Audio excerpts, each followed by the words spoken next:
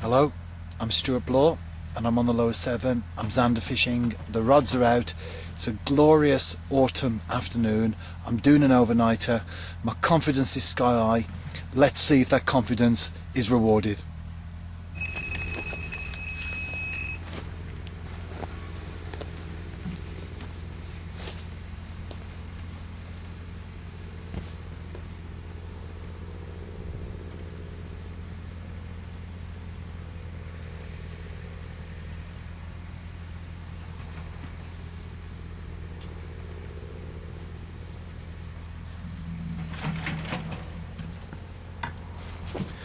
I managed to land it. It's the second run that I had on a gudgeon head, and there it is.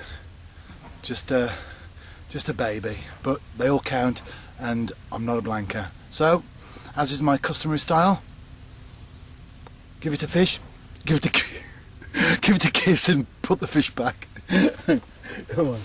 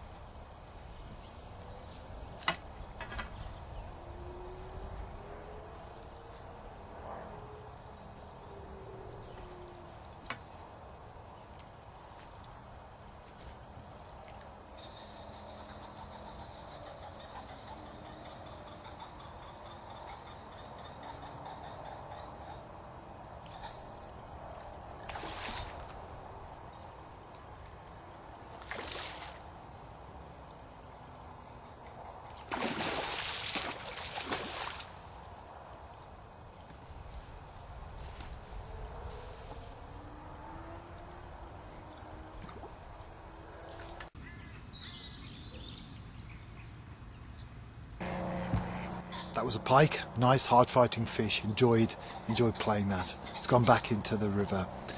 5 o'clock and it's pretty dark. That's the great thing about this time of the year, right through now to spring. For those of us that enjoy our night fishing, we get so many hours of the 24-hour cycle that are dark, and if you add dawn and dusk to those as well, it's quite profitable. So hoping to get amongst the zander during the night, but with a zander and a pike already under my belt, at least I've caught something, and at least I'm not a blanker. 1:30 AM and I've just caught my second zander. Not a big fish, so I didn't wait, put it straight back into the river. I'm wide awake. It's a very still night, it's very quiet, can't hear anything at all other than distant cars, perhaps on the motorway, because sound travels at night when it's quiet. Although the motorway is some distance away, I can still hear the cars. No owls or anything at all in the immediate area, and the river's quite quiet as well. Although, as you can hear, I might have another bite on the left rod, which is where I just caught my fish, on a gudgeon tail section. And very often when there's a shoal around, you cast out after connecting with the fish and you get one straight away. So let's see.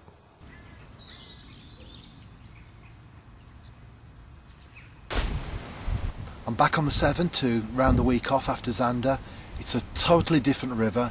We've had some heavy rain over the last week, particularly the last few days, and so the river itself is well up, but it's not racing through, and as long as you choose your swim carefully, in my case a little bit of a sheltered peg, a willow upstream, which is keeping the main flow off where I'm fishing. As long as you choose your peg carefully, then you should be okay. I was umming and ahhing about coming for the night, I decided not to in the end, just to fish till maybe 11 or possibly midnight, see how the conditions were. But arriving and looking at everything, I wish I'd come for the night now. But I have got a busy day tomorrow, quite a bit of work to do, so I would like to wake up at home really, rather than wake up at the riverbank. Busy day of work tomorrow, and then to round tomorrow off, Wolves versus Arsenal in the Premiership. So just to show that my angling diary is smack bang up to date, in 24 hours time I'll be at Molyneux watching Wolves. Here's the peg that I'm fishing. I'm into the last hour of light as I set up. As you can see, I've got 2 rods at the top of the bank, and there's the willow. There's actually a clump of willows to the left, and I've got a little bit of a sheltered spot to fish in there, but still a lot of water, just a rod length out from the bank into a good 16 feet of water in normal conditions, and as they are at the moment, 20 feet of water. So hopefully this particular peg will produce the goods. I'm fishing a gudgeon, cut in half, tail section on one rod and a head section on the other.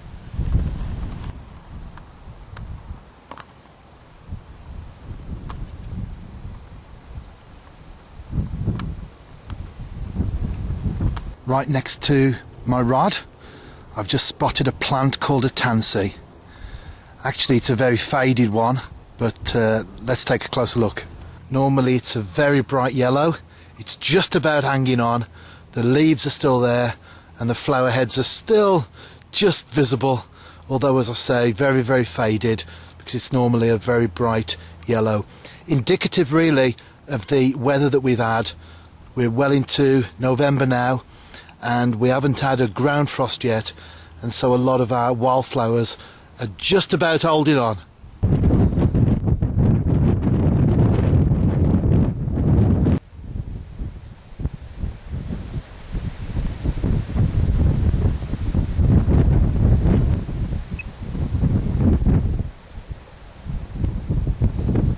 I didn't catch anything. I'm back home. In fact, it's now Saturday morning, and I'm putting the video together and completing the article, and I'll get them both onto the internet shortly.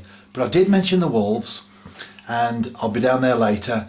I'm in my Wolves room at the moment. My wife calls it a dining room. Got a lot of Wolves memorabilia on the wall. Just to finish the video off, I thought I'd show a few of these items that I've got on the wall. That's the Sporting Star front page, what we call locally the pink because of the colour. 1949, and we won the FA Cup. We beat Leicester 3-1.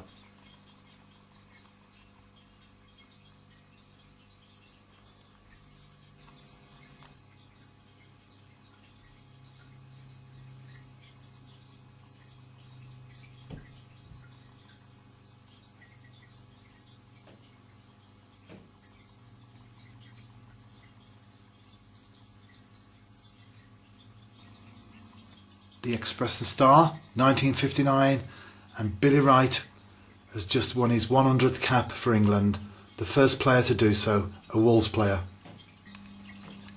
This is a programme from the day that I was born. Wolves played Fulham at home. We lost 4-1, but I've got the programme signed by Bill Slater and Ron Flowers, and on the other side of the programme it's signed by Peter Broadbent, who scored our only goal that day. There's a set of programmes up there from 1971-72, when Wolves actually reached the final of the UEFA Cup. We played Tottenham, and there's the final programme there. Just zooming in on that now. It used to be a two-legged affair as opposed to a big grand one game now. But on the end, the OS Belenenses, which is a Portuguese team, I only realised about a year ago when I put that one up that Jose Mourinho's dad played in goal that day. So that's my claim to fame. I've seen Jose Mourinho's dad play in goal.